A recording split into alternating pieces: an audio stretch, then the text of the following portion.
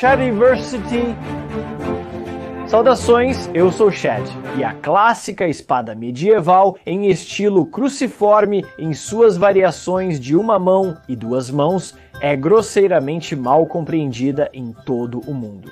Então, estou fazendo este vídeo para desmascarar de forma mais abrangente os mitos mais comuns sobre as espadas medievais europeias, e sei que para o meu espectador regular, muitas das informações que mencionarei aqui não serão novidade, mas estou fazendo isso para eles como um recurso para apontar as pessoas quando se deparam com pessoas que dizem coisas realmente imprecisas, mas também para pessoas que são novas na incrível arte das espadas europeias e o quão legais elas são. Agora, eu gosto de todas as espadas também, certo? Se você olhar aqui, verá katanas, você verá espadas chinesas. Sim, eu simplesmente amo espadas, mas tenho um viés inegável em relação às espadas de estilo europeu. Primeiro, por causa da minha própria herança cultural, mas segundo, é isso que eu acredito. E eu, quando olhado, porque sim, eu costumava ser um grande fã de katana, eu achava que eram as melhores, mas quando comecei a aprender sobre espadas e suas qualidades, objetivamente, mudei de ideia. A partir das minhas próprias observações,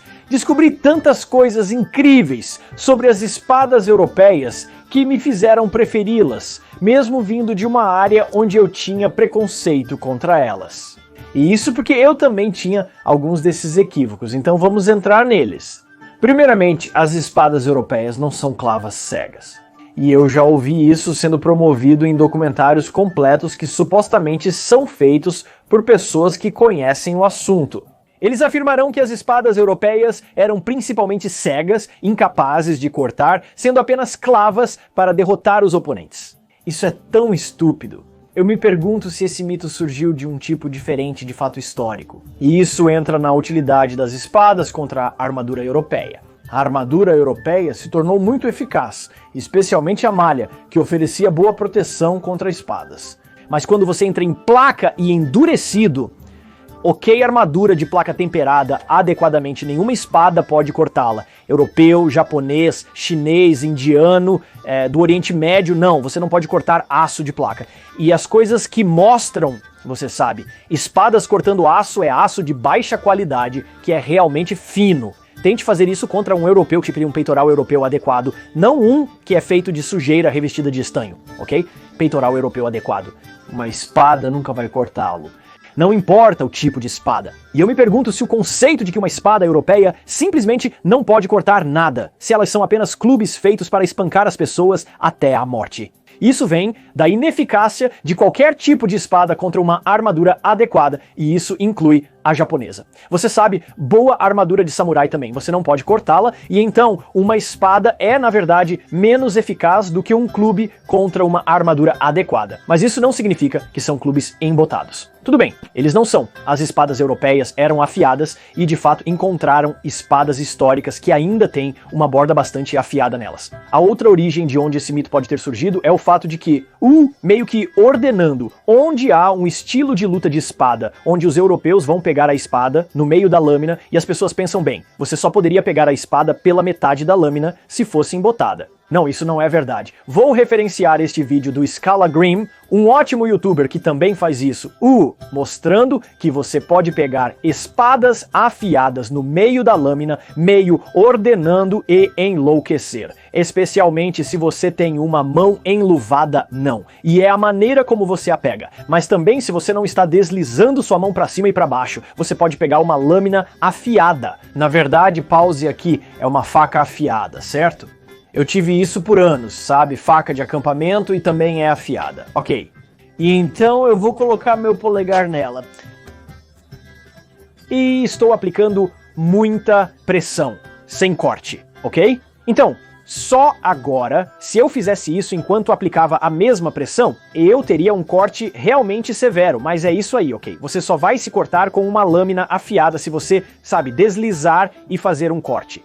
Agora, isso pode acontecer quando você está segurando a espada pela metade. Há um risco, mas se você estiver segurando firme o suficiente, e se você estiver, sabe, segurando na borda da lâmina assim, e você tem luvas, o risco de se cortar é realmente muito, muito baixo. Há alguns casos em que eles mantinham a parte inferior da lâmina de espadas europeias embotada para que pudessem segurar a guarda assim, o que lhes dava mais controle do ponto, e era feito tanto em espadas de armar de uma mão quanto em espadas longas de duas mãos.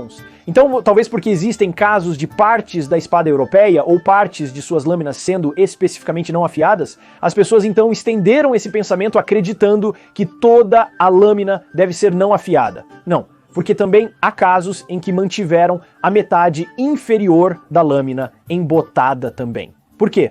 Bem, principalmente você vai estar batendo com a parte superior e então, novamente, segurando a espada pela metade. Se as pessoas estão, sabe, preocupadas com o deslizamento e o corte, eles mantêm essa parte da lâmina embotada para facilitar o manuseio pela metade e mantendo esta afiada. Mas ainda assim, a parte de corte real, muito afiada, e sim, definitivamente corta através das pessoas também. Próximo mito a desmascarar: as espadas europeias eram pesados clubes. Ah, que absurdo total, ok? Novamente, eu vi essa afirmação em um documentário, onde eles estão comparando, como sempre, a espada japonesa katana versus espadas europeias, e eles vêm aqui, a japonesa é tão leve. Na verdade, não. A katana média pesa mais do que a espada europeia média. Tanto a espada de armar quanto as espadas longas podem ser um pouco mais pesadas em alguns casos porque são de duas mãos. Elas são mais longas para começar e tem punhos, grandes cabos e outras coisas assim, mas nem sempre. Na verdade, para o seu tamanho, a katana japonesa é na verdade uma espada meio pesada. O peso médio para uma espada europeia de uma mão é cerca de 1 kg, 1 a 1,2. Isso depende, mas essa é a média. 1 a 1,2 kg isso não é nada, certo? E essa é a média para uma mão, espadas de duas mãos longas, haverá 1,5 a 2 kg. 2 kg sendo o extremo superior. Mesmo assim, só 2 kg. Isso não é pesado? As espadas de estilo europeu podem parecer muito ágeis nas mãos e pulsos para redirecionar. Não tão diferente de um clube pesado e desajeitado. Ah, isso me irrita sem fim. As pessoas dizem, são clubes pesados, seus idiotas. Eles não são. Se você ouvir alguém dizer que as espadas europeias são clubes pesados e desequilibrados, já saberá que eles não têm ideia do que estão falando. Em seguida, dirão que as espadas europeias são todas feitas de aço ruim e de má qualidade. Não, de jeito nenhum. Na verdade, a espada europeia padrão de boa qualidade é feita de aço realmente bom, entendeu? Não apenas bom aço. Eu fiz a última parte da era medieval com aço mola, que é basicamente o melhor aço que você pode ter para uma espada. Existem comparáveis em termos de aço endurecido, não muito flexíveis e realmente duros. Podem ser bons, mas têm menor durabilidade. Uma espada de aço mola é capaz de suportar muito mais abuso do que qualquer outro tipo de aço e em termos de pureza do aço, não ter escória e outros elementos não metálicos na lâmina. Porque a tecnologia de fundição deles chegou a um bom nível. Então estamos falando de aço de crisol. Porque eles podiam ficar tão quentes, certo? Isso permite a remoção de todos os, você sabe, elementos não metálicos no aço em um grau muito alto. O aço precisa ser aquecido até cerca de 3.000 graus para se liquefazer completamente, o que é difícil para a tecnologia da Idade Feudal. E existem muitas culturas cujos métodos de fundição não chegavam a essa temperatura. Por exemplo, a katana japonesa não atingia a temperatura suficiente para se liquefazer por completo. É por isso que o tipo de aço que sai dele tem tantas qualidades diferentes de conteúdo de carbono. E então eles realmente o dividem com base em quão brilhante ele é. Quanto mais brilhante e mais prateado o aço é, mais carbono ele tem, e eles têm que quebrá-lo e, você sabe, colocá-lo em pilhas para determinar os níveis de conteúdo de carbono, e isso é direto. O motivo pelo qual isso acontece é porque o aço não se liquefaz completamente e o carbono não consegue se misturar uniformemente. É não uniforme nesses pedaços grumosos como resultado da tecnologia de fundição imperfeita que não fica quente o suficiente. Mas na Europa eles fizeram, e é engraçado em diferentes períodos, ok? Porque a qualidade do aço é um espectro. Você sempre terá aço de qualidade inferior, ok? O que levou a espadas de qualidade inferior. na Europa e em todas as outras partes do mundo. Oriente Médio, Índia, também na Ásia e Japão, mas se você realmente quer comparar o melhor com o melhor, a qualidade do aço na Europa era fenomenal. Ok. E se você for ao início do período medieval, durante a Era Viking, os escandinavos, através de comércio e coisas do tipo, conseguiram colocar as mãos em um aço incrivelmente bom. Eles dizem que era, provavelmente feito na Índia, o que levou à criação do Alfbert. Lâminas Alfbert. Ah, eu não consigo pronunciar, mas essas são algumas lâminas incrivelmente boas que os vikings tinham. E em termos do conceito de dobrar ou laminar aço versus aço mono, dobrar aço é apenas necessário como resultado de aço imperfeito. Se você tivesse aço puro de boa qualidade, não precisaria dobrá-lo de forma alguma. Dobrar pode levar a uma lâmina de qualidade muito comparável à equivalente a uma de aço mono purificado, e se estiver melhor temperada. O processo de têmpera e revenido bem feito pode resultar em uma lâmina de qualidade superior, comparada a uma de aço puro sem tratamento térmico. Desculpe, temperar e revenir corretamente é crucial na fabricação desta espada. Contudo, um aço mono mais purificado tem maior potencial para resultar em uma lâmina de qualidade superior a qualquer coisa que requer dobramento. Ok, você ainda pode dobrar o aço puro e obter uma lâmina de boa qualidade, mas se o aço precisava disso, só precisava se o aço tivesse impurezas. Agora, comecei este vídeo falando sobre a lâmina de estilo cruciforme europeu, porque é nisso que a maioria das pessoas pensa. Isso por si só já espalha um leve tipo de equívoco, e é a crença de que todas as espadas europeias eram iguais. Todas tinham, perfis assim. Mas a quantidade de variedade e variação nas espadas europeias é enorme. Um dos maiores equívocos sobre as variações é que elas não eram todas de duplo fio. Havia uma quantidade enorme de lâminas de único fio, ok? E elas eram usadas muito proeminentemente. Então estamos falando não apenas de falchion, mas também da messa. Mas essas são mais categorias de um tipo de espada do que referindo-se a uma espada específica em si. Porque existem montes de diferentes variações de falchion e messas com diferentes perfis de lâmina. E também guarda-mãos, além de anéis e afins, ou seja, anéis laterais nos guarda-mãos. É isso que quero dizer com isso. Novamente, nem todas as espadas europeias eram de duplo fio. Havia uma grande quantidade de lâminas de fio único, mas entre as de duplo fio também há uma enorme variação em relação ao quanto a lâmina afina.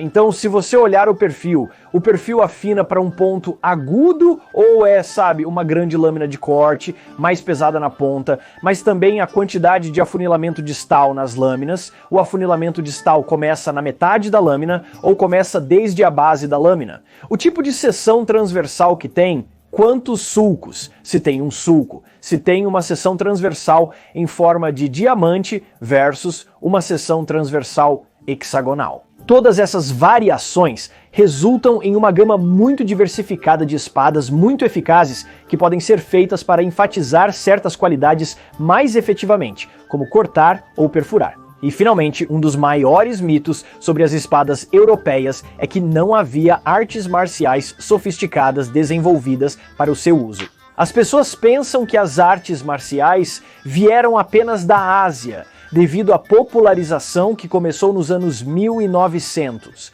Quanto ao equilíbrio entre as artes marciais desarmadas na Europa versus outras partes do mundo, temos que ir onde as artes marciais são geralmente atribuídas, que é a Ásia. Posso estar errado nessa suposição, estou apenas declarando o que notei.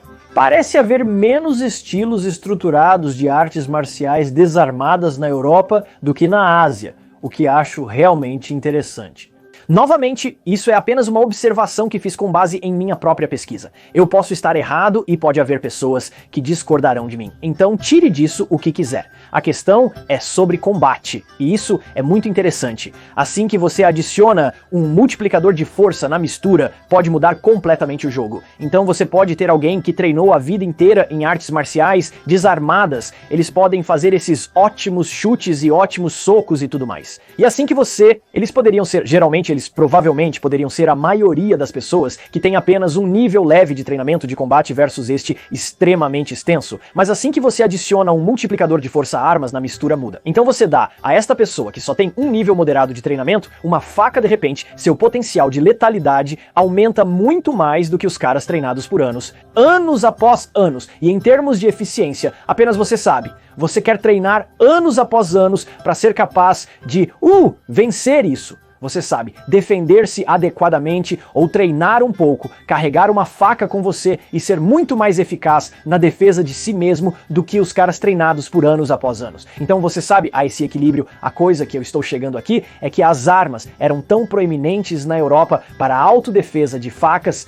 a espadas. Artes marciais desarmadas precisavam ser desenvolvidas quando as armas não estavam disponíveis para as pessoas e então quando você tem sociedades de camponeses que não podem usar armas. Bem, então eles começarão a desenvolver artes marciais que não requerem armas, mas também artes marciais em torno de armas que são adaptações de implementos agrícolas e você pode atribuir muitos estilos asiáticos de artes marciais a esse simples fato. Vá para a Europa. Os europeus entenderam a multiplicação de força.